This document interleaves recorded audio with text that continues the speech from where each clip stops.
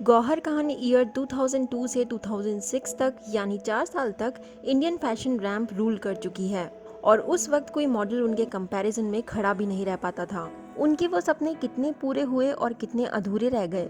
साथ ही गौहर को stage show के दौरान एक अनजाने लड़के से थप्पड़ की कंट्रोवर्सी का पूरा सच क्या था, उनकी लाइफ से जुड़े कुछ ऐसे ही अनजाने किस्से मैं शुभी आज आपको इस वीडियो में बताऊंगी। तो आपको करना है इस वीडियो को लाइक, चैनल को सब्सक्राइब और शेयर करना है इस वीडियो को गौहर के फैंस तक। गौहर खान को अपने फैशन सेंस, बोल्ड एटीट्यूड और ज़्यादातर लाइमलाइट में बने रहने की वजह से हमेशा ही पार्टी गर्ल की टैगलाइन दी जाती रही है, जबकि रियलिटी में गौहर को सिर्फ और सिर्फ अपने घर रहना ही पसंद है। गौहर बताती है कि जब वो इस इंडस्ट्री में आई थी तब सभी उनसे कहा करते थे, ओह तुम्हें पीआर तो करना ही पड़ेगा, ओह तुम्हें पार्टी तो अटेंड करनी ही पड़ेगी, मीडिया के सामने तो आना ही पड़ेगा। बट सच तो ये है कि चाहे उनकी लाइफ में उन्होंने कितने भी फैशन शोज किए हो या अपने करियर डेज में जब वो सिर्फ एक ए लिस्ट मॉडल हुआ करती थी, कभी भी गौहर ने आफ्टर पार्टीज अटेंड नहीं की। गौहर को देखकर ज्यादातर लोग उन्हें रिजर्व नेचर का समझते रहे हैं, जिसे कुछ लोग उनका एटीट्यूड भी मान लेते हैं, जबकि गौहर के क्लोज्ड वंस बताते हैं कि वो काफी स्वीट है और फुल ऑन नौटंकीबाज भी है। गौहर कहती है कि उन्होंने ड्रिंक करने वाली कभी कोई पार्टी अटेंड नहीं की और वहां जाने से बेहतर वो फैमिली एंड फ्रेंड्स के साथ ही टाइम स्पेंड करना पसंद करती है। गौहर के बचपन का टाइम ऐसा था कि वो पढ़ाई को काफ़ी सीरियसली लेती थी और स्कूल डेज में अच्छा परफॉर्म भी करती थी, लेकिन उनका झुकाव एकेडमिक्स से ज़्यादा एक्स्ट्रा करिकुलर एक्टिविटीज़ में रहा। उन्होंने अपनी स्कूलिंग पुणे के माउंट कार्मेल कॉन्वेंट स्कूल से कंप्लीट की। जब वो 18 साल की हुई तभी अचानक उनके फादर ने उन्हें मिस इंडिया कॉन्टेस्ट का एक ऐड दिखाया, जिसे देखकर वो ऐसे उछल पड़ी कि बस अब तो चलो पढ़ाई करनी ही नहीं पड़ेगी। गौहर बताती है कि उन्होंने अपनी लाइफ में कभी 9 to 5 जॉब करने का सोचा भी नहीं था। वो हमेशा ही कुछ क्रिएटिव करना चाहती थी, चाहे डिज़ाइनिंग फील्ड में जाना हो या फिर क्लोथिंग लाइन में। खैर, न्यूज़पेपर में उस ऐड को देखने के बाद गौहर कहाँ रुकने वाली थी। उन्होंने इस कॉन्टेस्ट में अप्लाई कर दिया और पार्टिसिपेट भी किया। 2002 में हुए उस मिस इंडिया कॉन्टेस्ट में गौहर 4th पोजीशन पर रही और उन्हें मिस टैलेंटेड का खिताब भी दिया गया। ये वो ही साल 2002 का फेमिना मिस इंडिया कॉन्टेस्ट था जिस साल नेहा धूपिया ने फेमिना मिस इंडिया का खिताब अपने नाम किया था। इसके जस्ट एक साल बाद ही उन्होंने मिस इंटरनेशनल कॉन्टेस्ट में भी इंडिया को रिप्रेजेंट किया। गौहर का मुंबई की एक मुस्लिम फैमिली में 23 अगस्त 1983 को जन्म हुआ था, लेकिन उनकी परवरिश पुणे, महाराष्ट्र में हुई।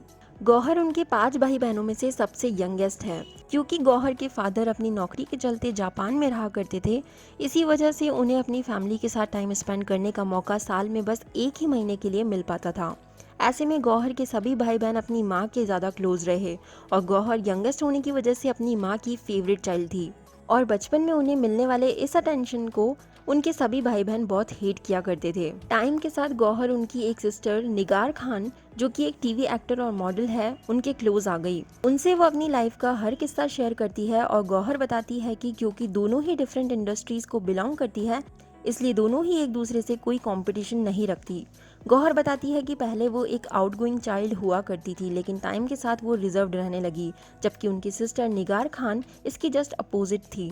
बहुत ही कम लोग ये बात जानते हैं कि गौहर की बुआ की शादी नाडियाडवाला फैमिली में हुई थी, लेकिन गौहर बताती है कि ना उन्होंने कभी उस फैमिली से कुछ हेल्प मांगी और ना ही कभी उन्हें आगे से कोई भी हेल्प ऑफर की गई। गौहर अपने सक्सेस का क्रेडिट सिर्फ अपने काम, अपनी मेहनत को देती है।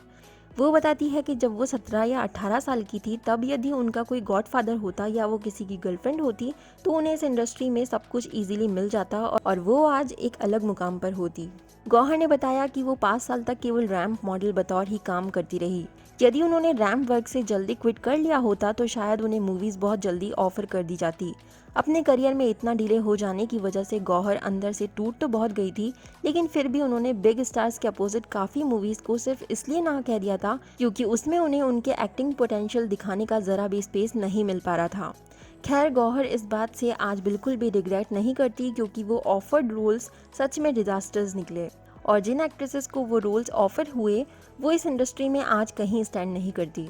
गौहर जब सिर्फ मॉडल हुआ करती थी तब हमेशा ही न्यू कमर्स की होर्डिंग्स देखकर उन्हें खुद पर डिसअपॉइंटमेंट हुआ करता था। इसका एग्जाम्पल गौहर इस तरह देती है कि जैसे आप मुकेश अंबानी के घर को देखकर या तो बस जेलस हो सकते हैं या खुद से ये कह सकते हैं कि oh my God, this is amazing, I want to do the same. और जल्दी ही गौहर को अपनी मिस्टेक्स का रियलाइजेशन हो गया कि वो गलत चीज़ों पर कॉन्सेंट्रेट कर रही है और उनकी ज़िंदगी जीने का पूरा नज़रिया बुक द सीक्रेट ने चेंज कर दिया।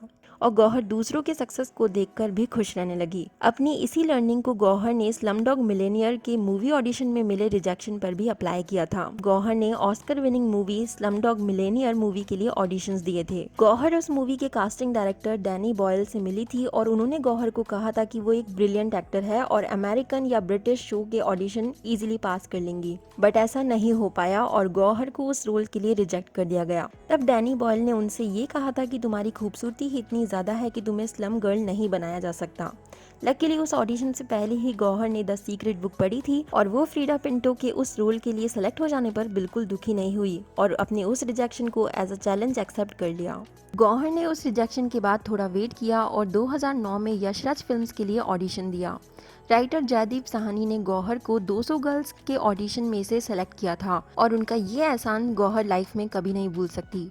गौहर रणवीर कपूर स्टारर रॉकेट सिंह के लिए कास्ट कर ली गई थी और उस मूवी से उन्होंने अपना बॉलीवुड में डेब्यू किया।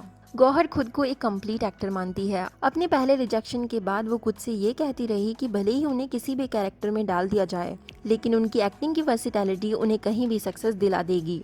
और लकीली ऐसा ही हुआ। एक ऑर्डिनरी फैमिली से आई लड़की को जब ऋषि कपूर, जावेद अख्तर, राकेश ओम प्रकाश जैसे एक्टर्स ने रिकॉग्नाइज किया तो उनका सपना जैसे पूरा ही हो गया। गौहर को जब राकेश ओम प्रकाश मेहरा ने इंडिया के फर्स्ट म्यूजिकल प्ले जंगूरा में देखा था तो उन्होंने गौहर को कॉम्प्लीमेंट देते हुए ये कहा था कि उनकी परफॉर्मेंस इतना बांधने वाली थी कि वो उनसे नजर ही नहीं हटा पाए। और तभी से गौहर की सक्सेस की definition success is fame and money से हटकर सक्सेस इज रिलेटिव हो गई। आजकल बॉलीवुड इंडस्ट्री में सर्जरी का चलन सा बन गया है। अच्छा दिखना हो या फिर मूवीज के लिए एक्टर्स का फेस सर्जरी करवाना आम बात है। ऐसे ही फेस से गौहर भी गुजर चुकी है। उन्होंने भी ट्रेंड के चलते आज से 8-10 साल पहले ही लिप ऑगमेंटेशन करवाने का फैसला ले लिया था और वो एक्सपीरियंस उनकी लाइफ का बिगेस्ट नाइटमेयर बन गया। वो बताती है कि वो खुद को अगले दिन मिरर में भी नहीं देख पा रही थी और इतना घबरा कर चिल्ला रही थी कि उस दौरान उनके TV reality show Khan sisters के लिए भी उन्होंने शूटिंग करने से मना कर दिया था।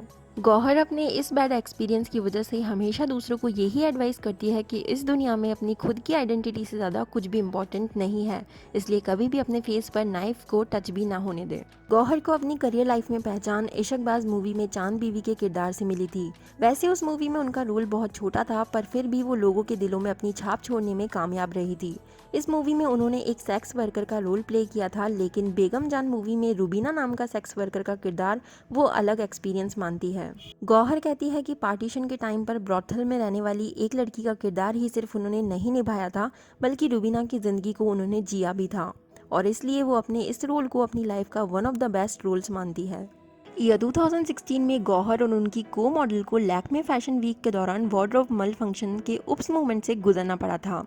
तब वो एक महीने तक खुद को उस इंसिडेंट से बाहर भी नहीं निकाल पाई थी। बट जब कैरोल और उन्होंने खुद की उसी मॉडलिंग की फोटोज अमूल होर्डिंग्स पर लगी देखी तो वो बहुत हंसी। उनका मानना था कि अमूल होर्डिंग्स पर सिर्फ फेमस लोगों को ही दिखाया जाता है, तो उन्होंने भी खुद को फेमस समझकर उस इंसिडेंट को एक्सेप्ट कर लिया। बट वो इंसिडेंट इतना इजीली भुलाया नहीं गया और वो केस हाई कोर्ट तक पहुंच गया था, क्योंकि मिनिस्टर्स का मानना था कि ये सिर्फ एक पब्लिसिटी स्टंट भी हो सकता है। 2014 में इंडियाज रॉ स्टार के सेट पर एक परफॉर्मेंस के दौरान गौहर को अकील मलिक नाम के एक लड़के ने इस्लाम धर्म के अगेंस्ट जाकर छोटे कपड़े पहनने पर स्लैप कर दिया था। गौहर के वर्ड्स में वो लड़का पता नहीं कौन था और उसे उसी टाइम पुलिस स्टेशन भेज दिया गया था। लेकिन बाद में जब अकील मलिक का इंटरव्यू लिया गया तो खुलासा ये हुआ कि वो बस एक पीआर स्टंट था। अकील ने बताया कि खुद गौहर ने उन्हें स्लैप मारने के लिए कहा था, जिसके लिए उन्हें इस इंडस्ट्री में कोई भी छोटा मोटा रोल पक्का दिलवाने का प्रॉमिस किया गया था। उनसे ये भी कहा गया था कि बाद में मैं तुम्हें पुलिस स्टेशन में बयान देकर छुड़वा दूंगी।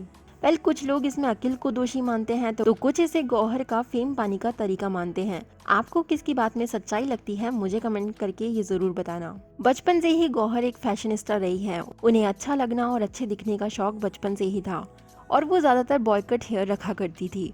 अपनी हेयर से जुड़ा एक ऐसा ही किस्सा गौहर काफ़ी बार इंटरव्यूज़ में शेयर कर चुकी है। जब वो 6 साल की थी तब उनकी माँ ने उनका हेड शेव कर दिया था और इस वजह से सभी लोग उनका मजाक उड़ाया करते थे और उनका बॉल्ड हेड देखने के लिए उनकी हैट उतार दिया करते थे, जिस वजह से उन्हें काफ़ी एम्बेरसमेंट से गुजरना पड़ा था।